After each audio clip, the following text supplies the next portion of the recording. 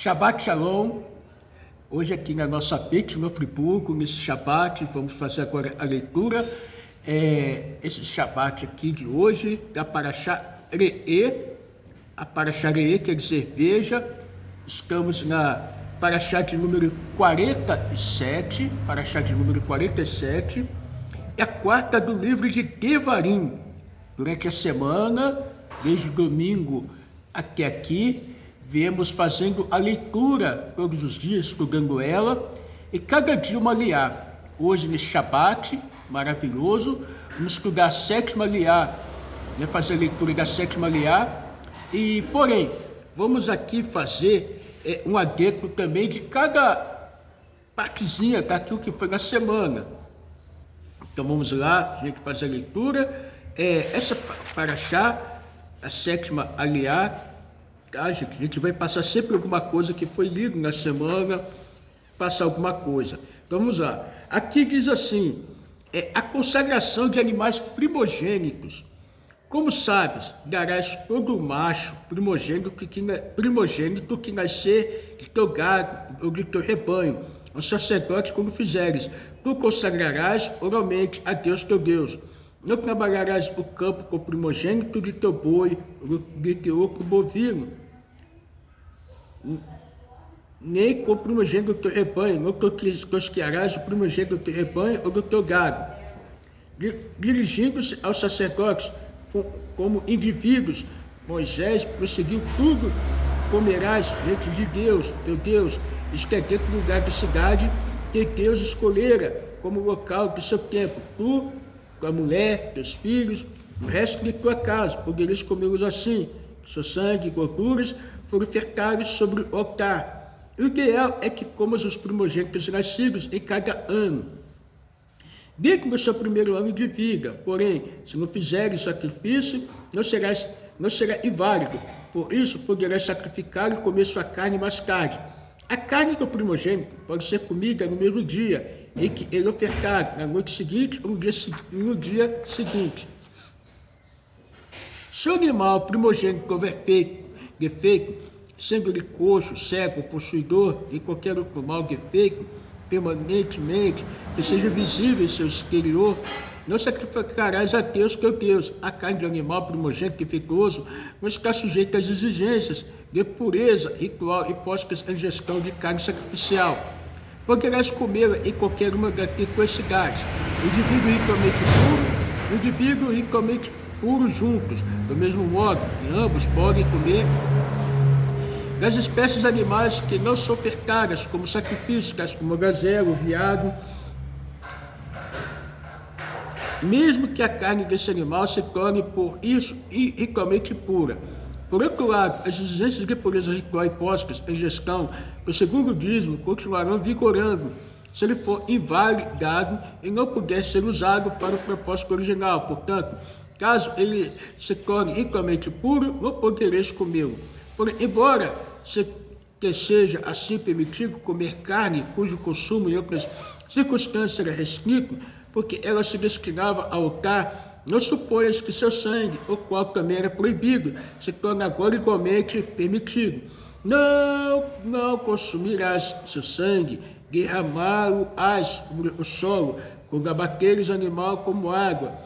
Todavia, apesar de eu ter comparado esse animal em alguns aspectos a animais selvagens, veado e gazela, não és obrigado a cobrir seu sangue depois de abatê-lo, como tens de fazer com o sangue de animais selvagens após o abate.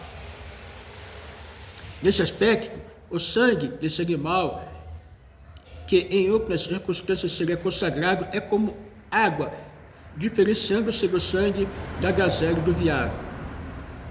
Festividades. Dirigindo-se novamente ao povo inteiro, Moshe prosseguiu a restrição de ofertar sacrifícios somente no tempo centralizador. Aplica-se também aos sacrifícios que tem de ofertar nas festividades. Além disso, agora que estás prestes a entrar na terra e começar a cultivá-la, deves garantir que estas festividades coincidam com pontos específicos do ciclo anual das estações. Como sabes, conservarás as 3 festas de peregrinação todo ano.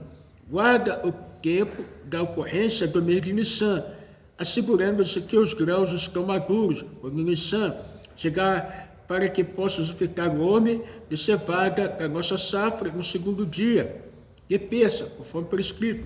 Se vires que os grãos não amadurecerão a tempo, adicionarás o mesmo ao calendário antes de Nissan, tornando o ano embolísmico. Assegurarás também que Nissan caia na estação do amadurecimento, porque durante esse mês ofertarás oferta de Pêssah a Deus teu Deus, o qual comemora o êxodo do Egito, e porque Deus teu Deus te tirou do Egito no mês do amadurecimento, especificamente na manhã seguinte, à noite de 15 de Nissan, em que o faraó te deu permissão para partir. Abaterás sacrifício de Pêssah a Deus teu Deus, do rebanho, uma oferenda de paz do gado, no templo, o lugar que Deus escolhera para lhes estabelecer seu nome. Se houver de pessoas demais em teu grupo, para que cada receba do sacrifício de Pêssah uma porção que sacie, fareis uma oferenda de paz, festiva no dia 14 de Nissan, e comereis primeiro, de modo que vos saciareis com vossa porção do sacrifício de Pêssah. Se a oferenda de paz festiva opcional é feita adicionalmente a oferenda de paz festiva obrigatória, perto do primeiro dia da festa ou em 2 de seus dias seguintes. Se não for possível, ofertá-la no primeiro dia. A carne dessa oferta de paz, diferentemente da oferta de Pêssah, pode ser comida no dia seguinte, 15 de Nissan. Contudo, não pode ser comida depois desse prazo. Se houver sobra dela no dia 16 de Nissan, será queimada. Se reservares dinheiro para comprar um animal para o sacrifício de Pêssah, ele custar menos do que a quantia reservada, o dinheiro que restar continuará consagrado, terá de usar para comprar oferendas de paz. Não comerás oferenda de Pêssah com pão fermentado, pois querás retirar de tua posse todos os pão fermentado, antes mesmo de abatê-lo, por 7 dias. Depois comerás maquisot, o pão que te recorda a tua aflição do Egito, porque visto que os egípcios te pressionaram a partir de pressa, saíste do Egito apressadamente. O pão que assaste de manhã não teve tempo de crescer. Comerás o sacrifício de Pêssah e maquisot, para que lembre do dia que saíste do Egito, todos os dias da tua vida. Não agente causador de fermentação teu poderá ser visto, os que é encontrado em todo o teu domínio, os que é sobre o teu controle, por 7 dias, nada da carne do sacrifício de Pêssah abaterás na tarde do dia 14 de Nissan, isto é, o dia precedente, aos 7 dias de Pêssah, poderá ficar sem ser comigo por toda a noite até amanhã. Porém, se fizeres oferenda de paz festiva no dia 14 de Nissan, poderás comer sua carne durante todo o dia seguinte. A obrigação de ofertar o sacrifício de Pêssah unicamente no templo enunciada, assim como o mandamento ativo, também se expressa como mandamento restritivo. Não poderás ofertar a oferenda de Pêssah dentro de uma das outras cidades, ou das outras localidades da terra que Deus te dá, porque Deus te ordenou que só ofertasse sacrifício no templo. Abaterás a oferenda de Pêssah somente no lugar que Deus teu Deus escolherá para ti estabelecer seu nome, isso é no templo, à tarde, no dia 14 de Nissan. Então comerás depois que o sol se puser, em qualquer lugar da cidade, do templo, e finalmente, na manhã seguinte, no aniversário do tempo designado por Deus para sua saída do Egito. Reservarás as obras sobras, se houver, para serem queimadas mais tarde. Assarás a oferenda de Pêssah, comerás em qualquer local, no lugar que Deus teu Deus escolherá, isto é, a cidade do templo. Passarás a noite seguinte, ao primeiro dia da festa, na cidade do templo.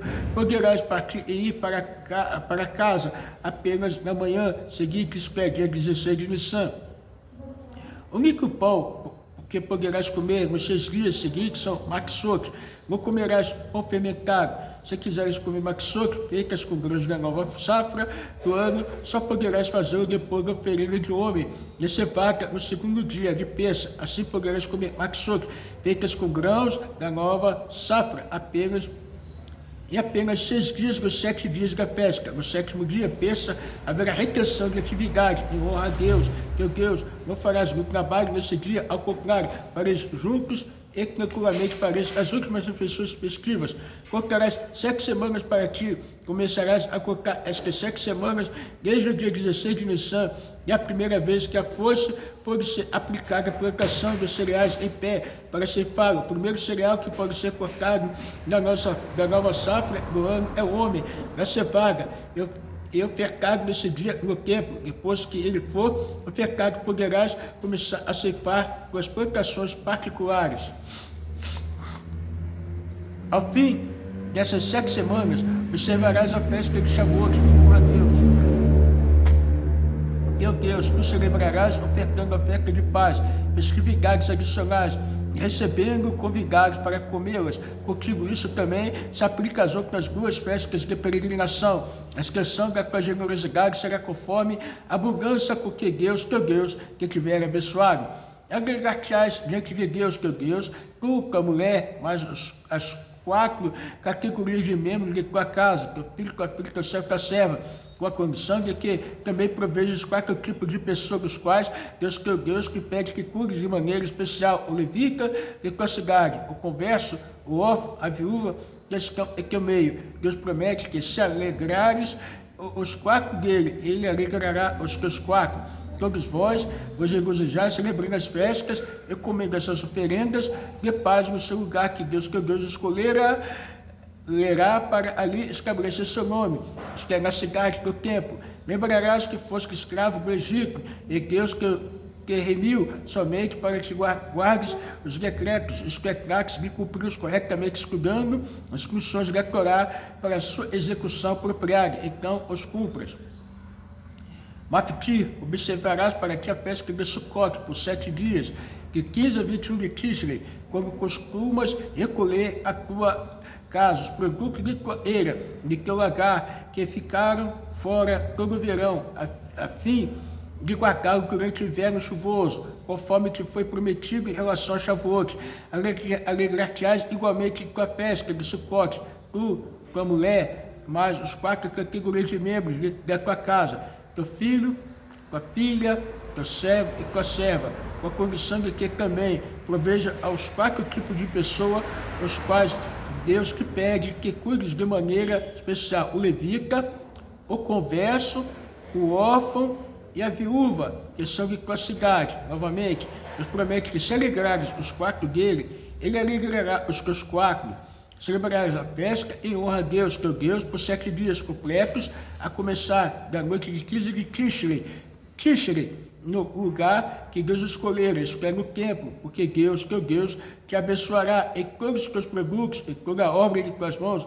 Essa será a tua oportunidade de agradecer, se celebrares apropriadamente. Deus te garante que durante toda a festa estarás unicamente alegre. 3 vezes por ano, todos os teus homens aparecerão diante de Deus, teu Deus, no lugar que escolhera, isto é, no templo, na festa das Maksut, Pessa, na festa de Shavuot, na festa de Sukkot. Não aparecerão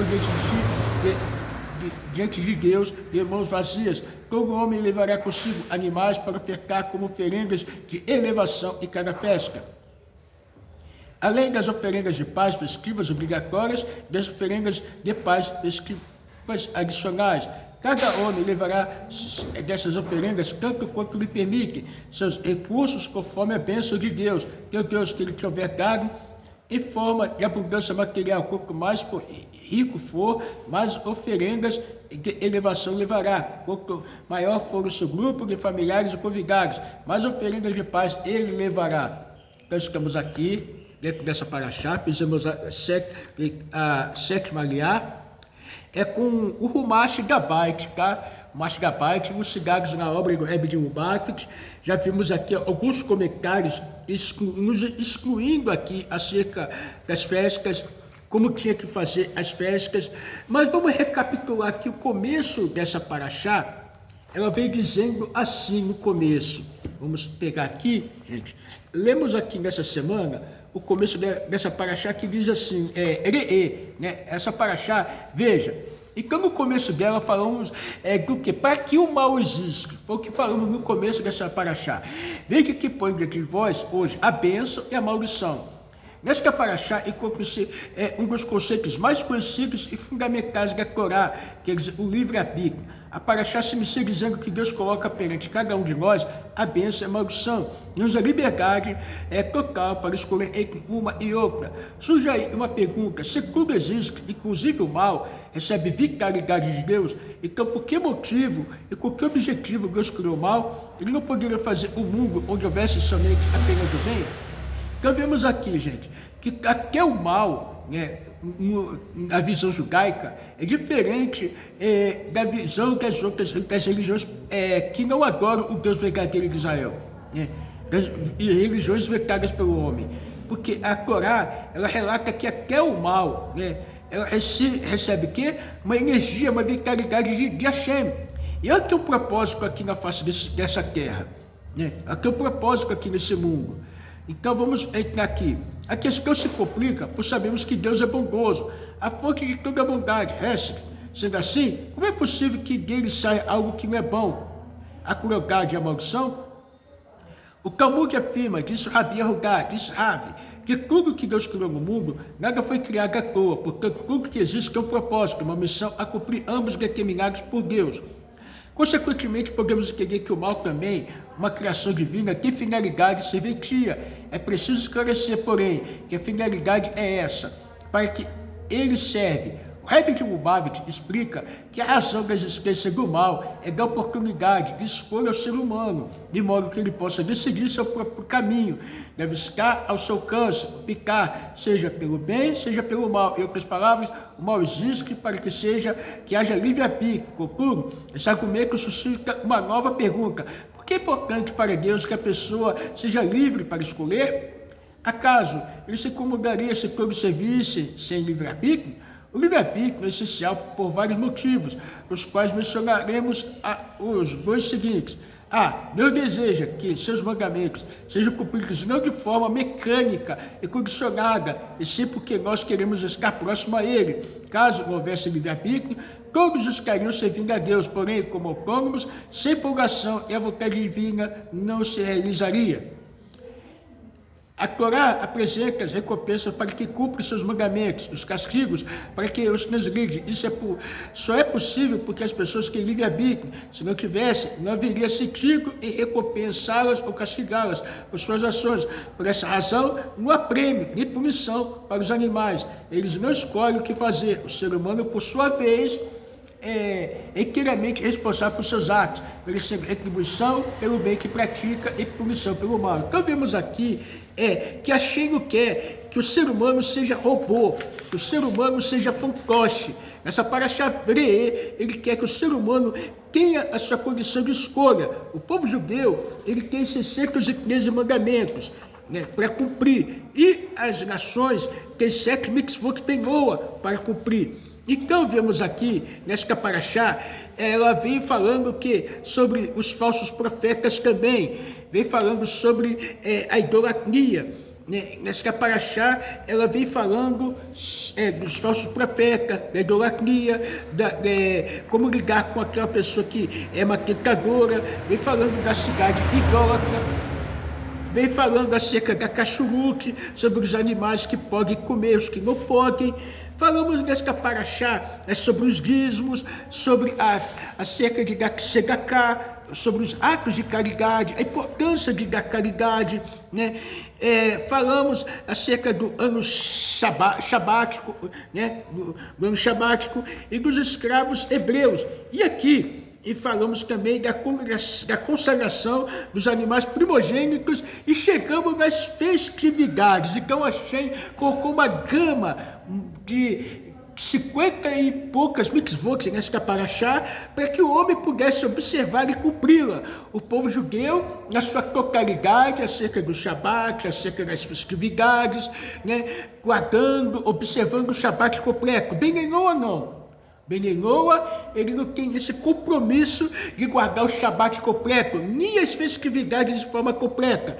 Mas aqui Hashem vem falando de uma grande realidade, sobre as festividades. Ela tem sua época, ela tem seu momento de cumprir. Você não vai comer matzot, né? Não vai comer maquissote na época de Sucote. Você não vai fazer uma cabana na época de maquissote, não é isso? Então, tudo tem seu momento, tudo tem sua época apropriada, que são as chamadas Shalosh Re'aglim, as 3 festas. Então, gente, aqui nós podemos observar a importância das festas, né? Tudo no seu lugar, tudo no seu momento apropriado, e lá em Jerusalém. Então, nós vamos ver aqui a importância da festa, tá? Como nós lemos aqui, que é escrito assim: guarde o mês da primavera e celebrarás Pêssah, Páscoa ao Eterno teu Deus, porque o mês da primavera que te tirou o Eterno teu Deus do Egito de noite. 7 semanas contará para ti, desde a foice, corte, a colheita, começarás a contar 7 semanas, farás Shavuot, a festa da semana, Eterno teu Deus, e recolherás que escravo fosse no Egito, e guardarás e farás esses catucos, a festa de Sucote, das cabanas, farás para ti 7 dias, o tiveres recolhido o produto da tua vindima. Então nós vemos aqui a importância dessas 3 festas, quanto ela está ligada ao povo judeu. Então vamos lá, que explica aqui, vamos dar um destaque aqui, né? Israel, Deus, Israel e a Torá. Vamos lá, o santo bendito seja. A Torá e Israel são um, baseado no Zohar, parte. Então, filhos por mérito. No primeiro trecho, destacada 3 adjetivos para Israel: filhos, povo santo e povo querido. Enquanto os 2 últimos são expressos como justificativas para o preceito, trazido no versículo anterior: não se automutilar por causa de lucro. Então, aqui tem nessa passagem também, aqui na Parashá, está escrito acerca de não se mutilar por causa de lucro. Mas o que tem a ver aqui com a ligação acerca das festas? O primeiro parece ser a definição da essência da relação entre o Criador e o povo de Israel, mas qual o significado do fato dos israelitas serem chamados de filhos pelo próprio Todo-Poderoso? Uma fonte talmúdica que discute o assunto. Filhos sois para o Eterno vosso Deus, em tempos nos quais vocês se comportam como filhos, vocês são chamados de filhos. Se não se comportam como filhos, vocês são chamados de filhos. Palavra de Rabi Yehudá, Rabi Meir diz: um jeito ou de outro, vocês são chamados de filhos. Então, o povo de Israel é chamado de filho, não importa o momento, a ocasião, a condição. Agora, vamos falar aqui das 3 festas. O segundo, o que deixa aqui fala das festas bíblicas. Então, como nós falamos aqui, as festas é muito importante. Falamos de Pêssah, Shavuot, há como uma conexão bem derramada. Sefirá Haomer, a contagem do homem, Sucote, ocorre bastante tempo depois de Shavuot, separada pelas datas mais sagradas do anuário judaico, Rosh Hashanah e Yom Kippur. Essa configuração também reflete muito bem a relação entre as 3 entidades sagradas contida na frase mística. A santidade de Deus é obviamente total, suprema, máxima, absoluta e incomparável. Por isso a festa que a representa deve permanecer isolada das demais. A santidade de Israel e da Torá, por sua vez, estão intimamente ligadas, mantém certa relação de dependência. Afinal, o propósito maior da criação, de todo o planejamento divino para a construção do universo e do desenrolar da história humana, está calculado na interação entre esses 2 elementos: Israel receber, estudar e cumprir a Torá. Há inúmeras passagens talmúdicas midásticas que expressam essa ideia. Por exemplo, disse Rabi Shimon ben Laquish, que significa o versículo: e foi noite e foi dia. Sexto dia ensina que quando chegou Todo-Poderoso, a existência do Gênesis. Aí disse: se Israel receber a Torá, ótimo, senão os livraria ao caos, avogará 5a. Então vemos daí, Pêssah, Shavuot, a pergunta a princípio retórica: e qual das festas é mais importante, mais elevada? E a questão decorrente de quem precede em santidade Israel a Torá. Então vemos aqui, todas as festas são importantes, mas vamos ver aqui a opinião dos sábios. Certa vez eu estava andando pelo caminho e me precipitou um homem que me disse: Rabi, 2 coisas tem em meu coração, eu as amo, um absoluto amor, e são elas, a Torá e Israel. Não sei qual delas vem antes. Respondi: é o costume das pessoas que dizem a Torá vem antes de tudo, mas eu diria Israel, que são sagradas, vem antes de tudo.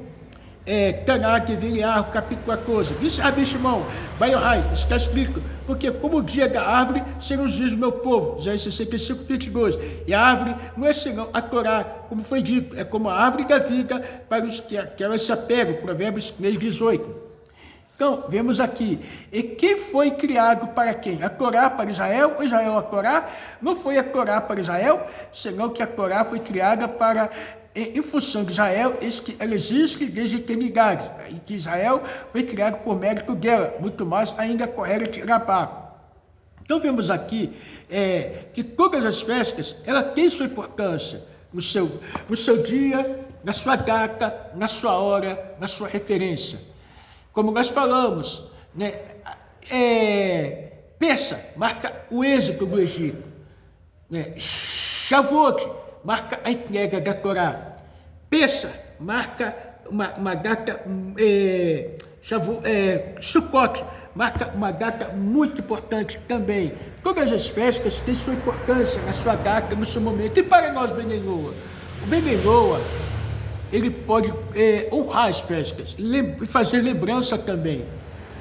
O Ben Noa não tem essa obrigação de comer matzot, né, nos dias da festa, mas se ele come, nada pode atrapalhar ele também, porque nas leis dos 10, né, Maimônides diz que o Ben Noa, ele querendo participar das festas, querendo praticar o mandamento a mais do que os seus 7, ele pode, a partir do momento que ele não seja, ele tome por obrigação. Então temos aqui mandamentos, né, que para o Ben Noa ele pode cumprir, né, sua legalidade, mas nunca achar que ele é obrigado.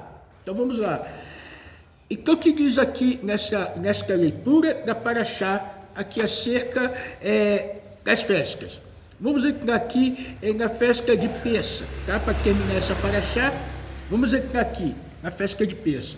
A libertação do Egito não foi meramente a libertação de vários indivíduos, foi a libertação de um povo. Assim poderíamos esperar que o Corban, Pessa, oferenda pascual, fixasse o assunto da nação, a ideia de comunidade. Na realidade, a abordagem e a orientação são exatamente contrárias. Verdade que toda a congregação aprecia oferecer o Corban Pessa, mas as discussões eram claras. Cada casa terá seu próprio Corban Pessa. Cada judeu é designado e contado individualmente para o propósito de compartilhar. Cada um tinha que ficar confinado em sua própria casa durante todo o tempo do repasto do Corban Pessa. Até aqui uma parte que temos que falar. O Ben Noa hoje, ele pode participar das festas de Pessa, mas o dia que tiver o tempo em Jerusalém, como vai ser? Ele não vai poder comer o Corban Pessa, porque segundo, né, a Torá, ela designa que para comer o Corban Pessa, ele tem que ser o quê? Tem que ser circundado. Então, o Ben Noa, ele não tem essa circuncisão, ele não tem essa obrigação, então ele não pode participar do Corban Pessa. A única coisa que ele não pode, mas demais ele pode, né? Então, temos aqui discussões dos sábios, discussões dentro da Parashá, discussões dentro da Lahá acerca do Ben Noa. Então, vamos aqui a outra situação. Alegrar-se e festas. Nós vemos aqui as festas de peregrinação. E vamos ler a última palavra. Alegre-se em sua festa. A festa de Sukkot, Sheminah Kislev, Torá, que são a época de nosso júbilo, não pretende que nas alegrias verdadeira inspiração somente durante esses dias, sendo esquecido depois que passam. Seu propósito, em tempo, é que o judeu tire deles estoques de alegria, inspiração que dura o ano inteiro, a cada dia do ano. A natureza dessa alegria, inspiração, conectada com a Torá e a Mitzvot, é tal que ela verdadeiramente permeia todo o ser da pessoa, tornando-se uma fonte de uma vida judaica harmoniosa e feliz. Então, é uma mitzvah nas festas, se alegrar, ter alegria, ter muito prazer, né, ter um condicionamento de ligação grande, porque as festas é isso, para transmitir alegria, conexão com a Hashem, ligação com a Hashem, né, rememorar, a cada festa ela tem um sentido, ela tem uma proporção, ela tem uma alahá, ela tem uma mitzvah, mas em toda festa, o povo judeu e nós, proteções monoteísticas, temos uma grande ligação de se conectar com a Hashem, né, de lembrar que a Hashem é que fez tudo, que criou o mundo, que faz tudo, e essas festas é importante. Ela tem um canal, um portal muito grande para uma grande conexão espiritual. E vamos ler aqui dentro desse texto da Parashá, a sabedoria todo dia do Rebbe de Lubavitch, que diz aqui na 7ª leitura, vamos entrar aqui, né, celebrando a vida. O Rabi Shimon Zalman de Eliade, fundador do Hassidismo Chabad, interpretou esta frase da seguinte forma: você deve colocar alegria interior nas festas dentro de si mesmo. Então, elas realmente se tornarão suas festividades, sua celebração pessoal. Se você não coloca alegria nas festas dentro de você, se você não entra nas festas com alegria, ela não se torna a sua festa. A festa passa a ser sua alegria, a festa passa a ser sua, quando você internaliza a Torá, quando você internaliza o sentimento das festas, o que ela proporciona para cada um de nós. Então, que possamos, dentro do nosso coração, ter alegria das festas dentro do nosso ser, tá bom, gente? Guardando a Torá, estamos aqui na nossa Beit Shimon Friburgo, tá? Aqui. E antes de alguém falar, mas ele tá com tudo de preto, chapéu preto, gente, o Benei Noah, eu tô aqui com o chapéu, antes de falar tudo, o chapéu aqui, ele não é racídico, tá, gente?